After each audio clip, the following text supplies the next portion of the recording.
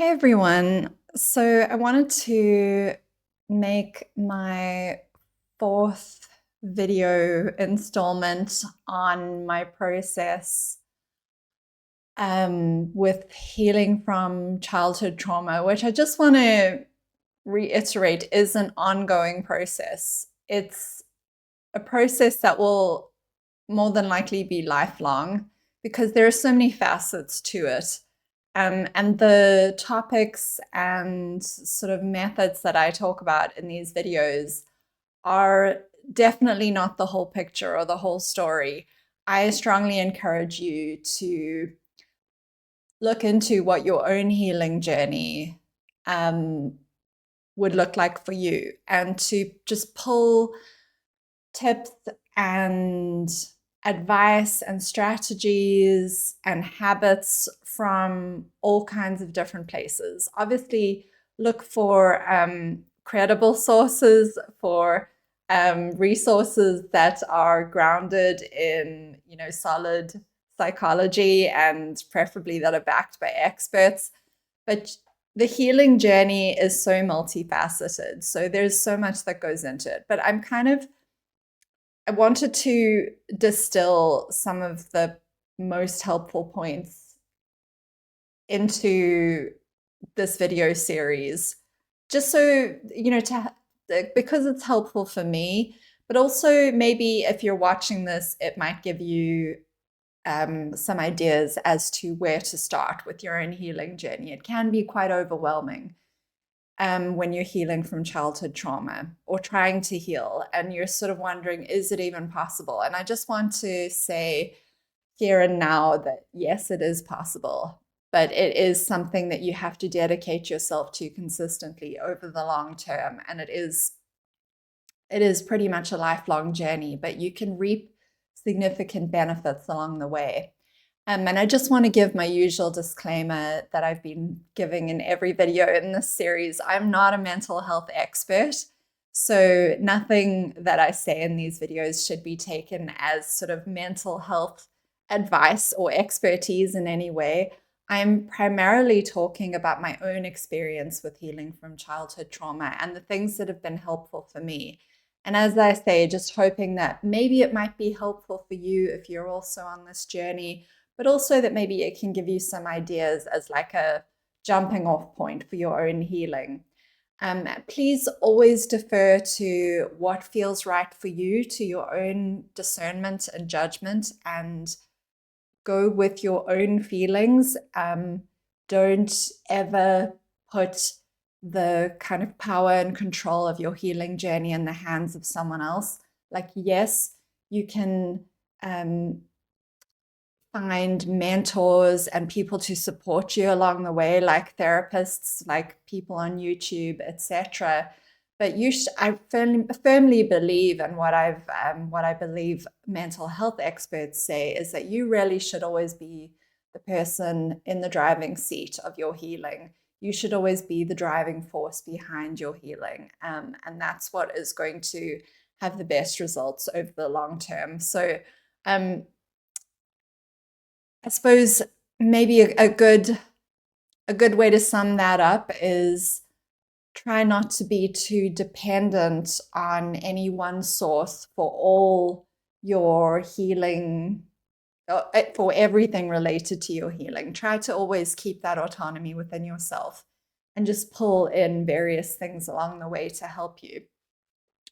So my previous video was about unraveling difficult feelings, memories, dreams, just difficult things that come up when we finally start to allow ourselves to feel safe and to really, when we really throw ourselves into the healing process, a lot of things come up to the surface.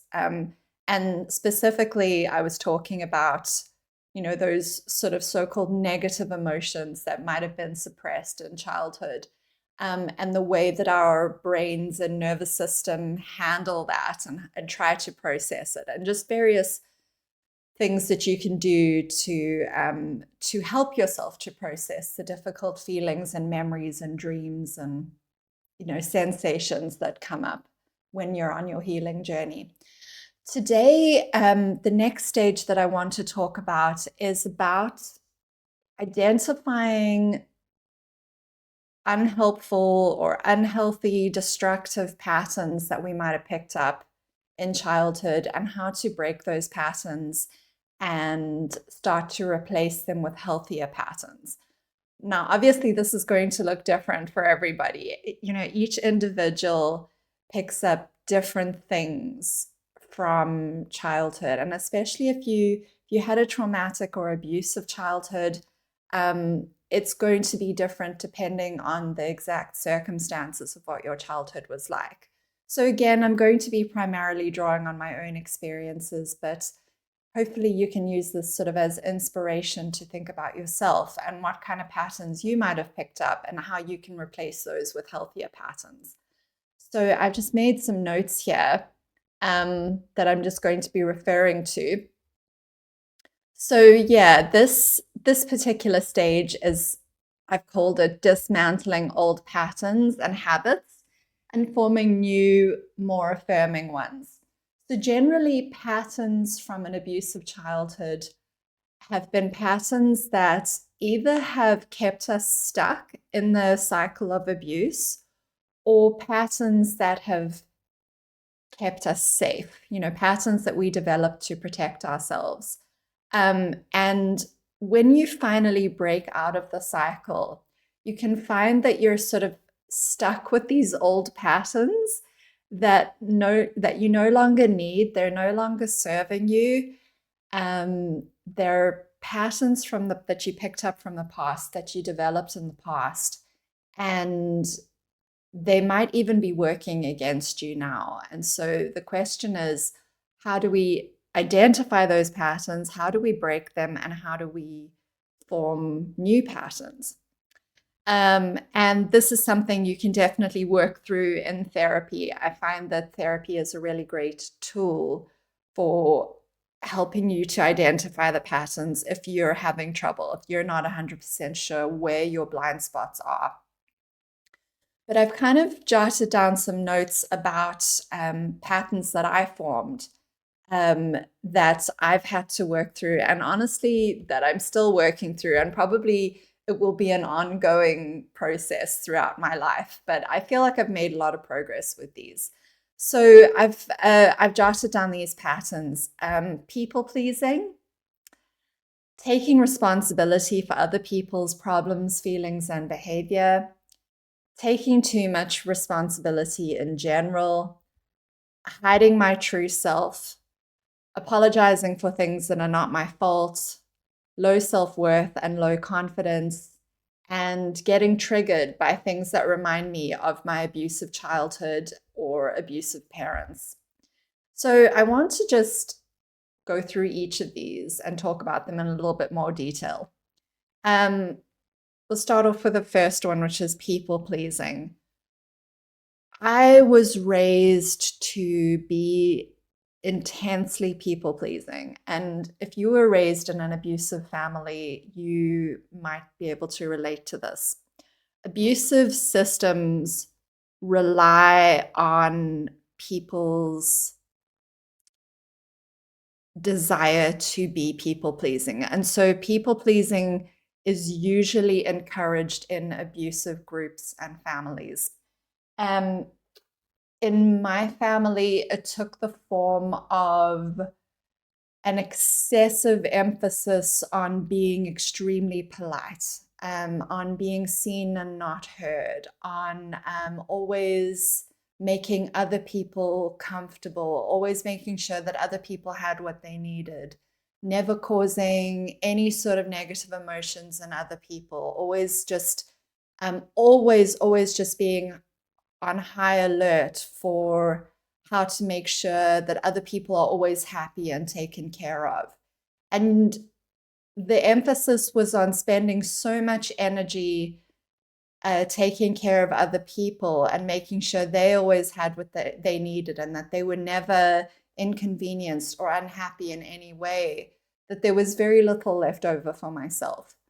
And both my parents had this sort of attitude. My parents were very different people, but this is something that they had in common, was just this belief, this kind of toxic belief in this excessive politeness, this excessive sort of people-pleasing behavior that they instilled in me and my brother. And I was really raised to see this as very virtuous. So it's been quite difficult to dismantle it. It's taken a lot of effort to really be able to identify where I'm people pleasing and where it's maybe just excessive or unhealthy, and how I can kind of tone it down. Um, the second pattern that I mentioned was taking responsibility for other people's problems, feelings, and behavior. This is kind of related to the people pleasing, although I think it goes a step further. I notice in myself that I can still be very, very tempted, almost unconsciously. Anytime anyone in my life is having some sort of a problem, if they're experiencing something difficult, they're grappling with difficult feelings, or they're going through issues or struggles, or they're just not having a good time in any way, or there's some sort of a situation that they're trying to solve, some sort of a problem they're trying to solve, I can really feel this almost overpowering need to jump in and want to help and fix it for them, and to do whatever I can to try and minimize their struggles or their distress, or just try and make the situation better for them in some way. Um, and this is tricky because it can be a good thing in some ways to be helpful like that. For example, in my job, part of my job, and part of, I think, most people's job, does involve helping people in some way. So it can be a bit tricky, like, where do you find the line between doing your job and being helpful to people in a healthy way, and where do you draw the line as to, what is taking on too much responsibility and helping too much and getting too involved and spending too much of your time and energy and kind of bandwidth on trying to solve other people's problems. So it's tricky. And I think it comes back to that question of boundaries. But it's identifying a pattern of taking too much responsibility has been a big part of my healing, and trying to really kind of discern for myself, where is that line? Where is it fine to help other people and even a good thing to help other people? And when is it kind of going too far and I need to kind of pull back a bit?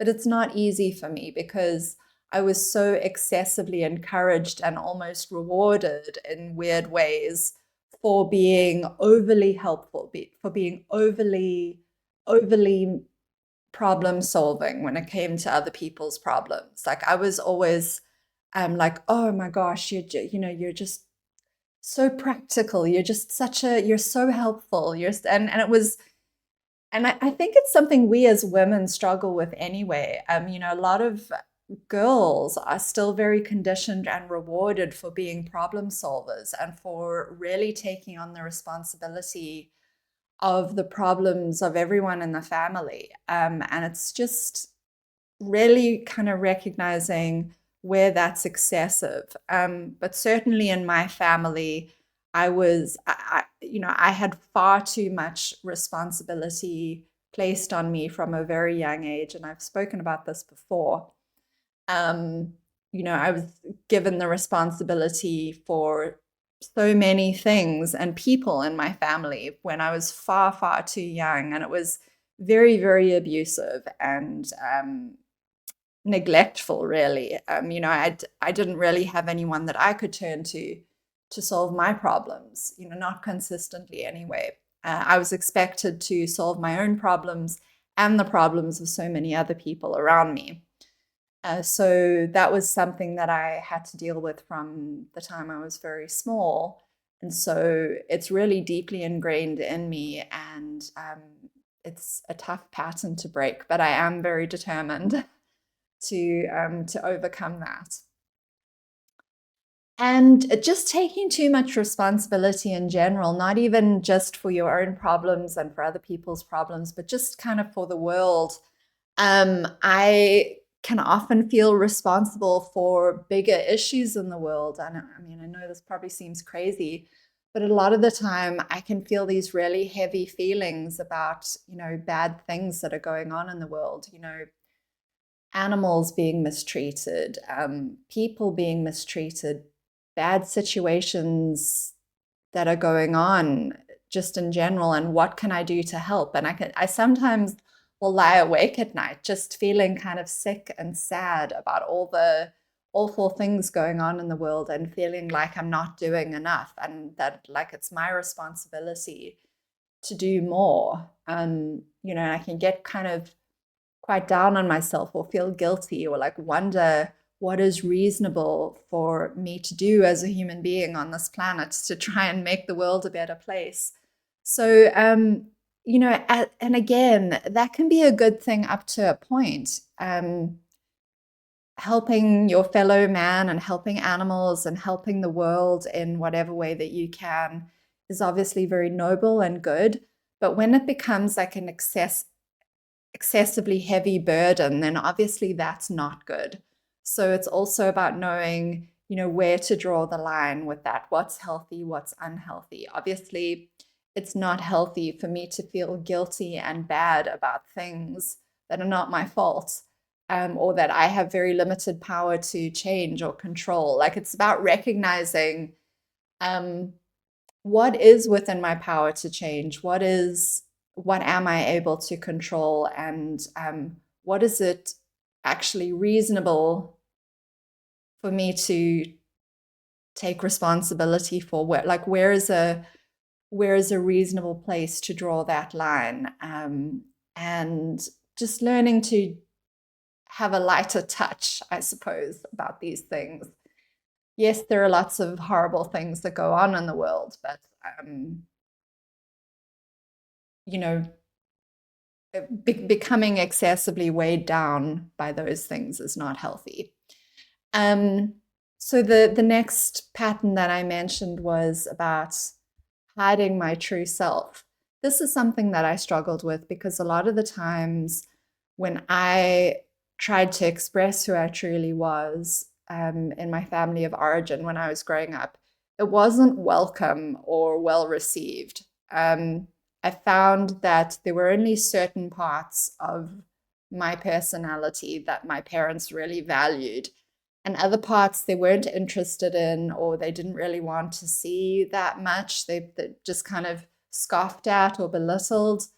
And so I learned to hide parts of who I was, significant parts of who I was, in order to fit in with my family, in order to not attract too much negative attention, in order to not be teased or, belittled um, or ignored even. Certain parts of me, it felt like my family just genuinely was not interested in at all. As I said, there's a lot of kind of emotional neglect in my family. And so that created a pattern in me where I felt like I had to hide parts of myself. And so part of my healing journey has just been uncovering those parts that I've been hiding. The next thing that I mentioned was apologizing for things that are not my fault. That is something that I have done for years, and that I've been consciously trying to break that pattern for the last couple of years. The whole habit of, apologizing, it's like a reflex reaction for me, apologizing for things when I haven't even done anything wrong. But I got into the habit of doing that because like, again, it comes back to that taking excessive responsibility. I was always expected to try and make things right and take responsibility for solving problems, even if I had no hand in creating the problem, even if the problem wasn't mine, I was expected to try and solve it. So it created this feeling in me like I needed to apologize anytime I went wrong, or sorry, anytime something went wrong, because I felt like I must have gone wrong in some way. I must have failed to do something, and that's why the problem happened. So um, it, it's something that I'm consciously working on getting over. And I think I've made really good progress with this. I've since moving to Ireland, when anytime I say, "Oh, I'm sorry," for something that isn't my fault, I found that Irish people are very good at pointing that out, and they'll say, "You don't have to apologize. This wasn't your fault." And I think that's really lovely. That's something I'm not used to, but it's really great, and it's really helped me to stop apologizing when things aren't my fault. Um, so I'm making good progress with that one. Low self-worth and low confidence is also something I put on this list. Um, this is something I've made good progress with, I would say. I I really struggled with anxiety, social anxiety for a long time when I was growing up. And I think it had to do with these issues of having to hide myself and not feeling good enough because of how I was treated growing up. Um, and obviously that affected my confidence and my sense of self-worth. But this is something I've been actively working on for a long time, putting myself in situations where I can interact with people in a positive way or face my fears. And so this is something I've been working on for a long time, and I feel like I've made really good progress with this. I'll talk a little bit more about that later on. Um, and then finally, getting triggered by things that remind me of my abusive childhood and my abusive parents. Yeah, this is something I've had to be consciously aware of, because it's something that happens kind of on an unconscious level. When I see people behaving in ways that remind me of my parents, or that remind me of things I went through when I was growing up, or ways that I struggled, it can really create like a visceral response in me. It can create anxiety sometimes, or it can trigger a need in me to engage in one of these patterns that I've talked about: excessive people pleasing, or taking responsibility for things, trying to problem solve. So really noticing anytime I'm triggered, and like, what is it that's triggering me, and why am I being triggered? Is it something from the past? Am I being reminded of something from the past? And that's what's causing me to feel a lot of anxiety.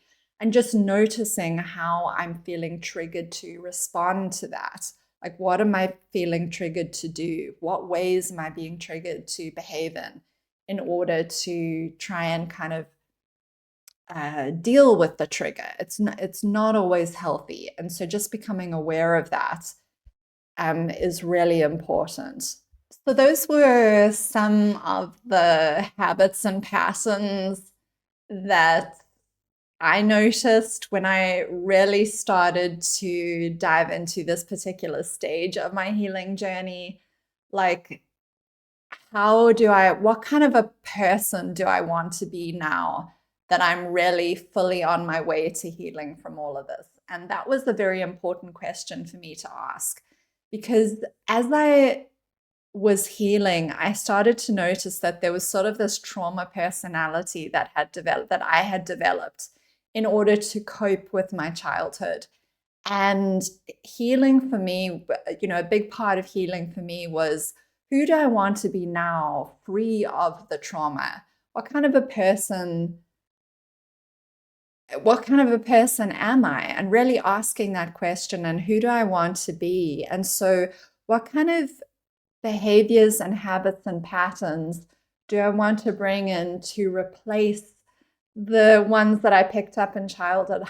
How can I replace those with healthier patterns and habits in order to support the sort of person that I want to be. So I've just mentioned some sort of really unhealthy patterns and habits that I developed, and I just want to talk a little bit now about what I did to try and break those patterns and habits, and yeah, and how I went about starting to put healthier patterns and habits in their place. So, the first point I've got here is just something I've already mentioned, and that is that this is a long process, lifelong, most likely. So just be very patient and gentle with yourself.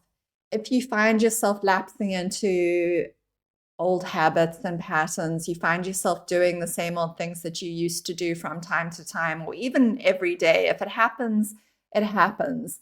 Just notice it and just gently bring yourself back and just remind yourself that this is a lifelong process. Don't be hard on yourself. None of this was your fault. You wouldn't have chosen any of this. And so the process of healing just really has to be this kind of patient, kind, ongoing. It's a process. It's a journey. It's not a kind of a 1-2 steps and then you're fixed. It's obviously not like that. It's about, and anytime you're talking about habits and patterns, these are things that are generally very ingrained. And so any expert that you talk to, if you're talking about breaking a habit, breaking a pattern, you're talking about something which is a long process and something you have to just keep at consistently. That's what's going to reap the benefits over the long term. But I've put here a question that you can ask yourself is, what choices can I make now that would be more self-affirming? So a lot of this does just come down to making choices. So if we take my people pleasing as an example of a destructive pattern that I picked up, what choice could I make now that would be more self-affirming? So instead of always just say if I'm going out to dinner with somebody, instead of always deferring to wherever that person wants to go and just saying, oh, well, I'd be fine with whatever you choose, and just going along with whatever decision they make, whatever restaurant they choose, even if it wouldn't be my favorite, it would be about me speaking up and saying, you know what, I really like this type of food. Why don't we give this restaurant a try? Just speaking up about things that I would like, things that would be nice for me, and just reminding myself that it is okay to express preferences and wants and needs, and just purposefully and consciously making opportunities to do that and celebrating myself each time I do that, each time I speak up about something that I would like, or something that I prefer, or something that I need, or just, whatever it may be, where anytime that I'm expressing myself, just really kind of internally giving myself a high five and celebrating that and being like, I'm exercising that muscle that kind of pushes back a little bit against the people pleasing. So that's about choices that I can make that would be more self-affirming. Or for example, when I talked about taking excessive responsibility for other people's problems, for instance, at work, so part of my job is about being helpful, but I can sometimes take that to an extreme place and want to really, really step in and try to solve the problems of everyone around me. And that isn't healthy. So what choices can I make that would be more self-affirming to kind of rein that in a little bit? Something that I've started doing at work is only opening my email a little bit later on in the morning. So I've noticed that if I open my email first thing when I switch on my computer, when I get into work, the sense of responsibility really floods my brain, really floods my nervous system. I can feel very overwhelmed and anxious at all these problems. I feel like every email is a problem that I have to solve. And so, one way that I've pushed back against that, a choice that I've made to be more self affirming, is I wait until after tea time to open my email.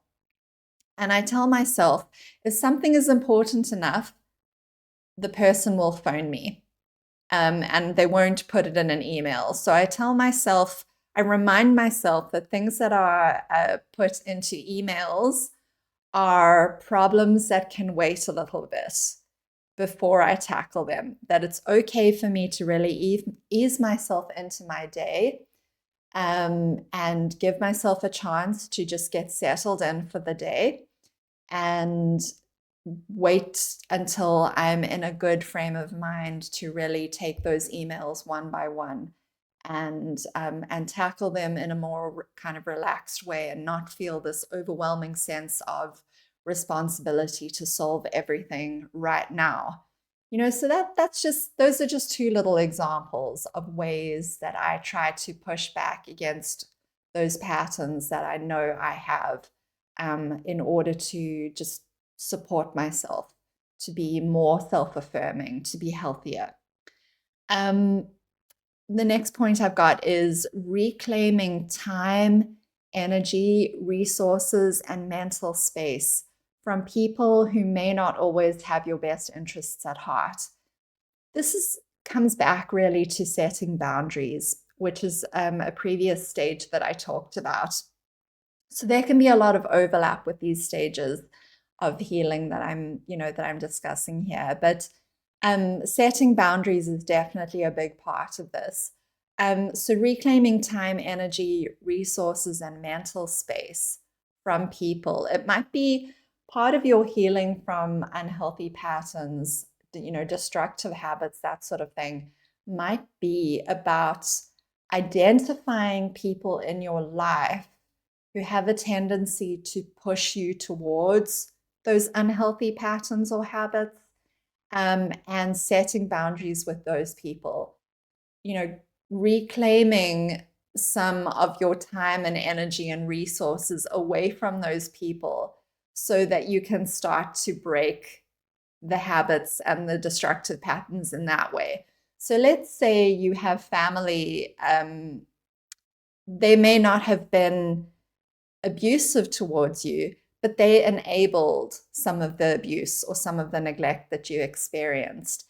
And anytime that you interact with those family members who are enablers, you might feel tempted to fall back into old patterns just because that's what you're used to, because that's what they expect, even if they themselves were not overtly abusive.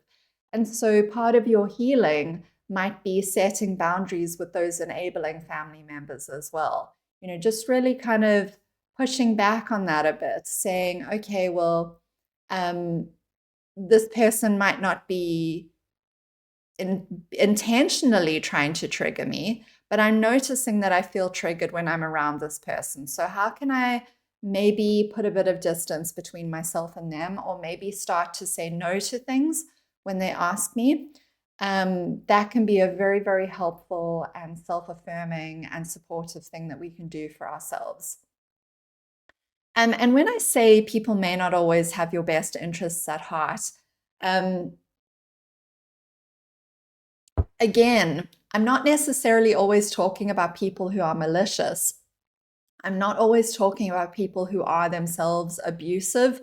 I'm talking about people who could just be enablers, or maybe a little bit manipulative, or a bit passive aggressive. These sorts of people who hopefully by now we've put really good boundaries in place with people who are actually abusive, but those enabling people, those people who can encourage us to fall into bad patterns, might still be in our lives in some sense. And so it's also just about putting boundaries in place with those people. And they may not be intentionally trying to hurt you or intentionally trying to take away from your mental health, but it might still be the effect that they're having on you.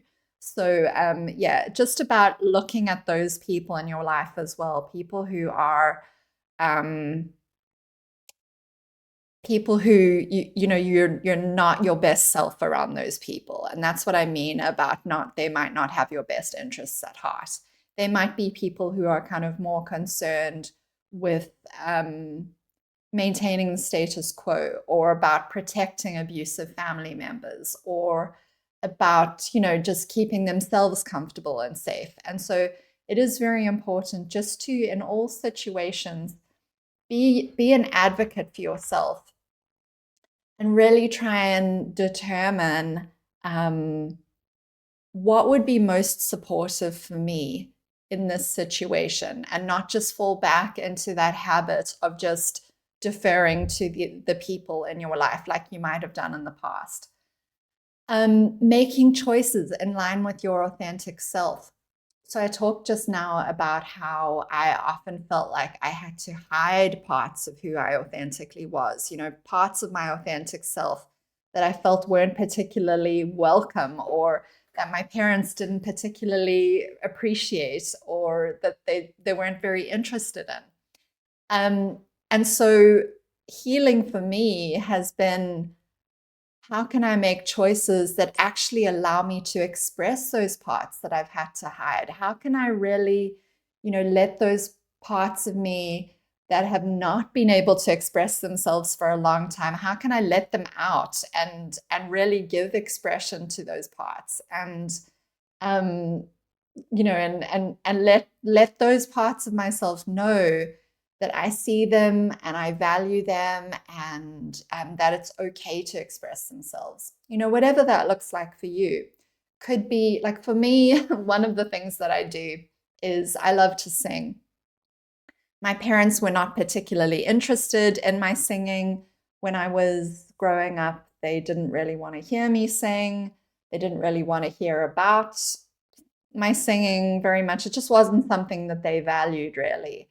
And in a lot of ways, I internalized the message when I was growing up that singing was silly, that it was not a worthwhile thing to be spending time and energy on, that I wasn't very, if I wasn't going to be perfect at it or the best at it, that I shouldn't even bother, all this kind of thing. I internalized a lot of those sorts of messages. And so now, as an adult living, away from them, I try to give myself opportunities to sing whenever I can. I sing at home all the time. I try to sing, and I'm very shy about singing in front of other people, but I have managed to get myself to the point where I can send recordings of myself singing to other people, and and getting positive feedback from that is really wonderful for me. And then the next point that I've got here is about choosing people who make you feel safe, comfortable, and joyful.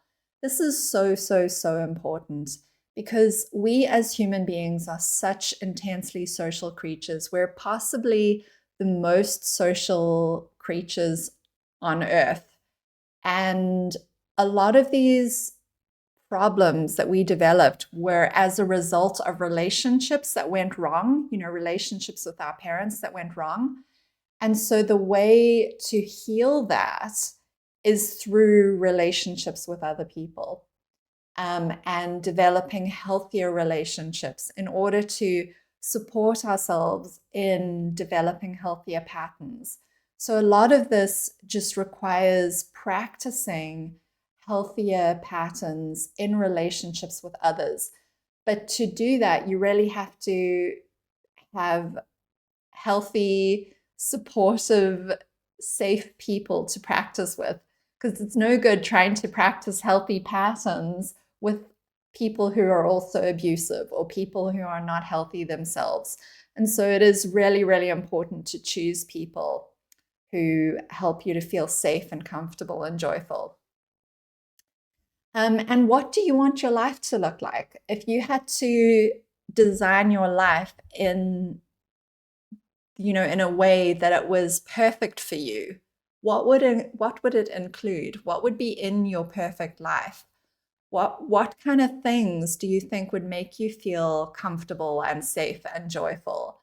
What goals do you have for your life? And about working towards those goals, because that is also going to support you in developing healthier patterns. Anytime you're working towards how to be your most joyful, comfortable, authentic self, those patterns are, going to support developing healthier patterns because you're working to become more and more of your authentic self. And then also defending and protecting that life that you're creating for yourself. So once you've created it, how do you defend and protect it so that people can't come in and jeopardize it? Because unfortunately, life is not only about working towards our goals, it's also about, bringing things into our lives and that are going to support those goals and keeping things out that are not supporting our goals. So, it's about both. It's about working towards healthier patterns and healthier goals, and also about keeping out things that don't support those patterns and goals. And then I spoke about this briefly, but also understanding that there will be times when you will be revisiting your old wounds and traumas from the past as you process them. That's really normal, and don't beat yourself up about that. It doesn't mean that you're going backwards. If you find yourself thinking about the past and you find yourself revisiting, old memories and old feelings from the past, it's just part of the healing process, or that's what I found. That's just normal. It's just going to happen. And hopefully, the more and more you process those memories or those feelings from the past, you process that old trauma, the more, the sting will be taken out of them, the less it will hurt, and the more you can start to let go. But some things from the past are always going to be there, and that's okay. The point is not to completely get rid of them. The point is to get yourself to a place where you can handle it in a healthy way, and where it doesn't kind of set you backwards. I've also got a note here about it being normal to want to try and explain and find reasons for why your parents did what they did. If you had an abusive childhood, it can be really tempting and normal to want to get into your parents' head, per se, to get into their head and try and explain it. Why did they do what they did?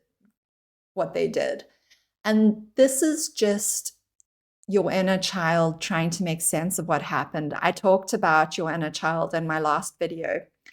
And again, this is very normal. Your inner child still doesn't understand. They didn't understand at the time why things were happening, and they still don't understand. And so sometimes we can slip into our inner child. In fact, we might be slipping into our inner child quite often, and that's very normal. They're still trying to make sense of what happened from a child's perspective. So it's about, as an adult, reassuring your inner child that what happened to them wasn't okay, it wasn't their fault, and that you are here to protect them now. And using your inner adult to stop your inner child from getting stuck on the why.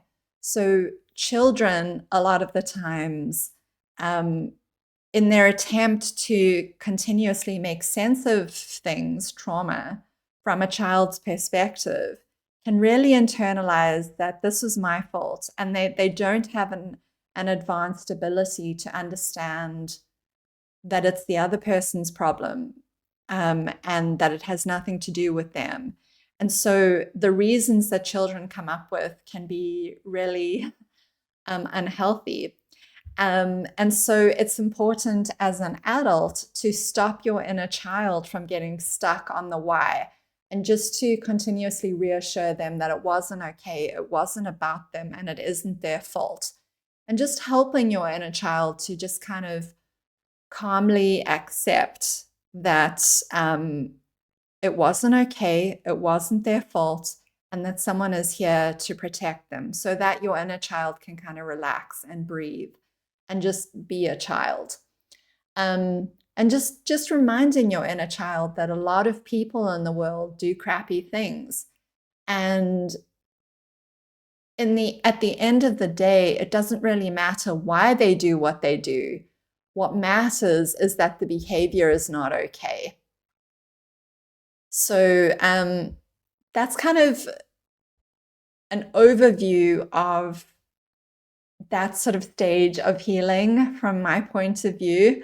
There's so much that I could say about all of this. Each of these points could probably be its own video, but I'm trying to just limit the discussion to the main points and trying not to make this series overly long. But if you have any thoughts to share on anything that I've spoken about in this video, I'd love to hear what you have to say. I think I have only 2 more parts left in this series on healing, and then I'm going to move on to something else. But yeah, hope that you found this maybe helpful in some way, or just let me know if you have any thoughts to share. Thank you so much for listening. If you have been listening and following along with me, I really appreciate it. Take care of yourselves, and I'll see you next time. Bye, everyone.